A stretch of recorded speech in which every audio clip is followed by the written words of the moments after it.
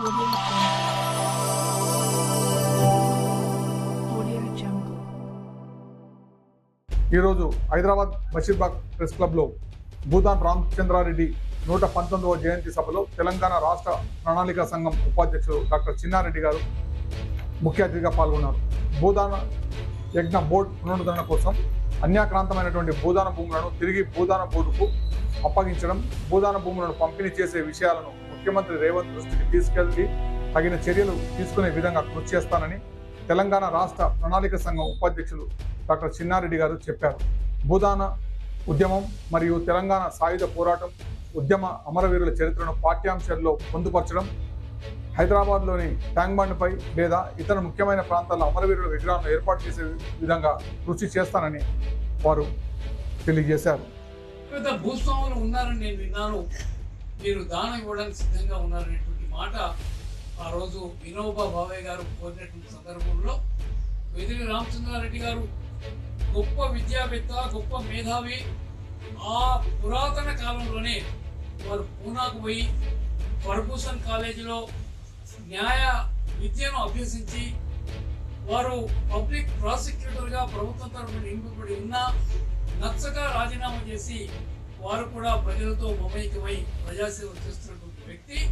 1000 ఎకరాలకు భూస్వామి వారి ఆధీనంలో ఉన్నా కూడా వారు నేను 100 ఎకరాలు దానం ఇస్తాను మాట అప్పటికప్పుడు ఆ వినోబా భావే గారి ఆధ్వర్యంలోనే ప్రకటించడం జరుగుతున్న మాట మనందరం కూడా తెలుసుకోవడం తప్పకుండా ఆ 100 ఎకరాలని వారు ఆ సెంటు భూమి కూడా లేనటువంటి దళితులకు పంచి ఇవ్వడం జరుగుతుంది.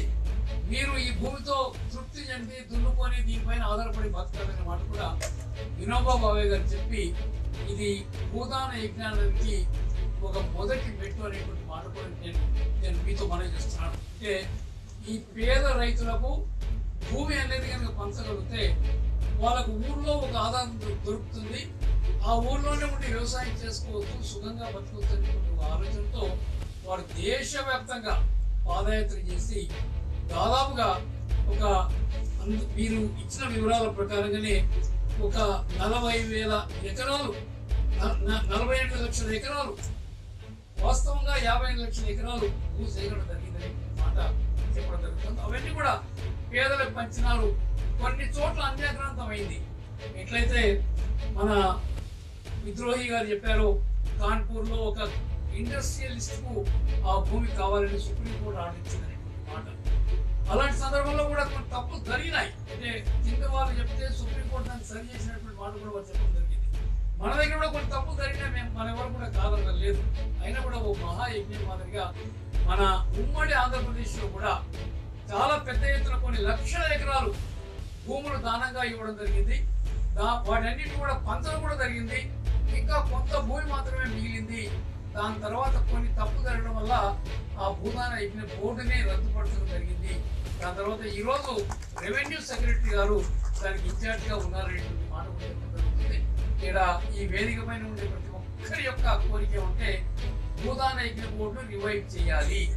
ఆ మిగిలిన పొలాన్ని, అన్యాక్రాంతమైన పొలాన్ని మళ్ళా తిరిగి భూదాన యజ్ఞ బోర్డుకు చేర్చి ఆ భూమినంతా పేదలకి అప్పచెప్పాలనే కోరిక అందరూ కూడా కోరుతా ఉన్నారు. కాబట్టి తప్పకుండా గౌరవ ముఖ్యమంత్రి గారి దృష్టికి నేను తీసుకెళ్తాను.